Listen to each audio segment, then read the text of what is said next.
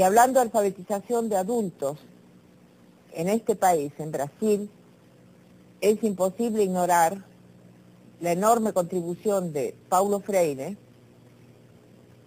que permitió recuperar ciertas dimensiones del proceso de alfabetización que no habían sido focalizadas convenientemente. En particular las dimensiones sociales y la dimensión política del proceso de alfabetización. Y gracias a la difusión internacional que tuvo el pensamiento de Paulo Freire, hoy día en todos los foros internacionales se sabe que no se puede prescindir del pensamiento latinoamericano sobre la alfabetización. O Paulo, mais do que um método de educação, ele construiu uma concepção de vida e uma concepção de ciência. Mas é claro que dentro dessa concepção mais ampla existe uma concepção de educação, né? O Paulo contrapôs de uma maneira muito simples, porque todo grande cientista diz as coisas de maneira muito simples.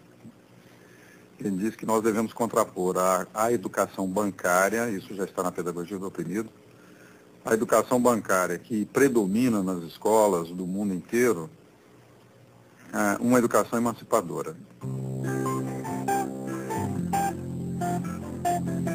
Os trabalhos realizados por Paulo Freire na área da alfabetização se deram no final dos anos 50, começo dos anos 60.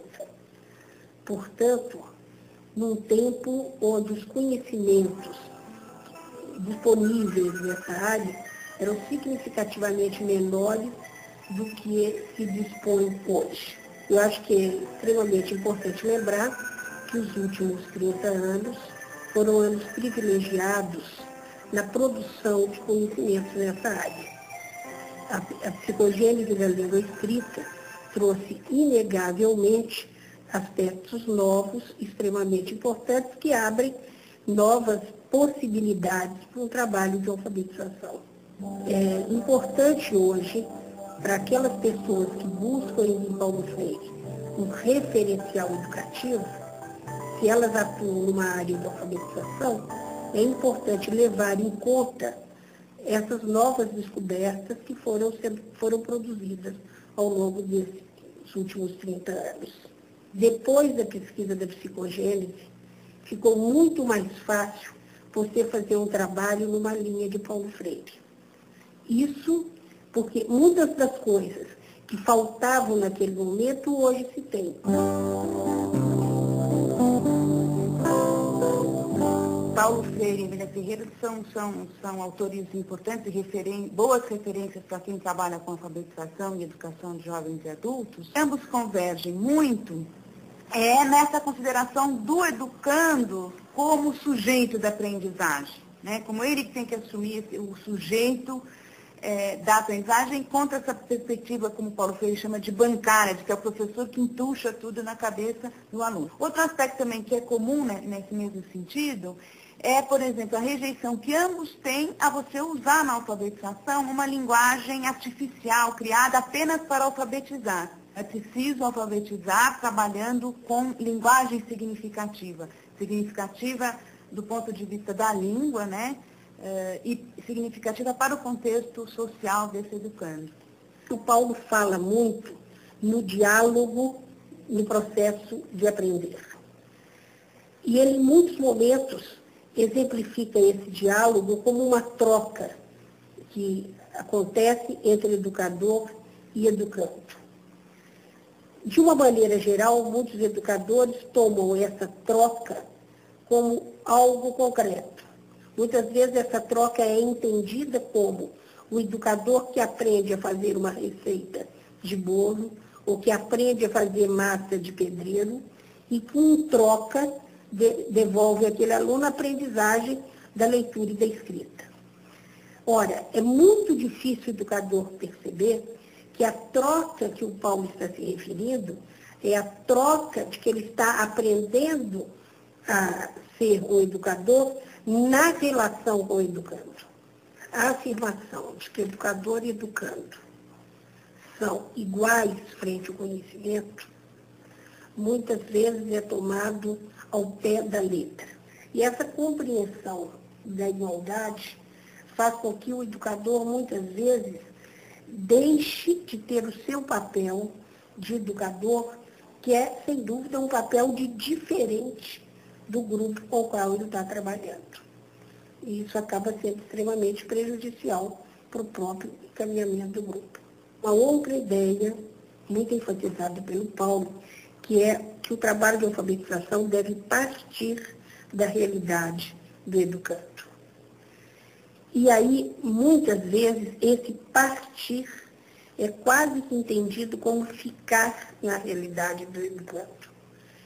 Na verdade, o que estava se propondo é que os assuntos, os temas, nascessem dessa realidade, da curiosidade, da pergunta dos educandos. Mas que, sem dúvida, no trabalho de sala de aula, esse universo fosse se abrindo para novas questões, muitas vezes nem sempre presentes naquelas primeiras. Yo quisiera terminar esta presentación, esta fala con ustedes, leyendo algunos trozos de lo que dije en México en 1997, en un homenaje a Paulo Freire, muy poco después de su muerte. Algunas cosas que dije son las siguientes. Quiero rendir mi homenaje a un hombre que fue coherente toda su vida, a alguien que nunca escribió para transmitir cansancio, pesimismo o abatimiento, a un luchador incansable, a un luchador que buscaba el diálogo y quizás por eso concedió tantas entrevistas durante su intensa existencia. En una de las entrevistas que dio en enero de 1996, la persona que lo entrevista le pregunta: entonces, Paulo, ¿usted está a favor del diálogo y al mismo tiempo a favor de la lucha? Y Paulo responde: sí. Algunos han pensado que por defender el diálogo yo negaba el conflicto. No, yo jamás negué el conflicto. El conflicto está allí y es fundamental en el proceso de desarrollo, en el proceso histórico. La lucha me hace, la lucha me constituye, la lucha me forma. Ella es pedagógica. Y termina diciendo, solo que como la lucha es histórica, las formas de luchar también cambian. Otro momento en que lo escuché llamar nuevamente a la lucha. Dijo: yo creo que no hay nada sin osadía. Una dosis de insensatez es absolutamente fundamental en una pedagogía de indignación, que es la pedagogía que he venido defendiendo en este país bajo otros nombres. Entonces, pedagogía da indignación, en el 87, ¿no era acaso pedagogía do oprimido en el 70, da liberación, da concientización, da esperanza en 1992, da autonomía en 1996? Quizás todos esos nombres designan lo mismo, en una visión esencialmente dialéctica del acto educativo, porque la indignación va de la mano con la esperanza y con la necesidad de una utopía. La persona le pregunta: Paulo, ¿tú aún sueñas? Y Paulo responde: sí, sueño. Eu sonho, no mínimo, con que não seja posible dizer que no es posible soñar. Y eso lo dijo a los 74 años.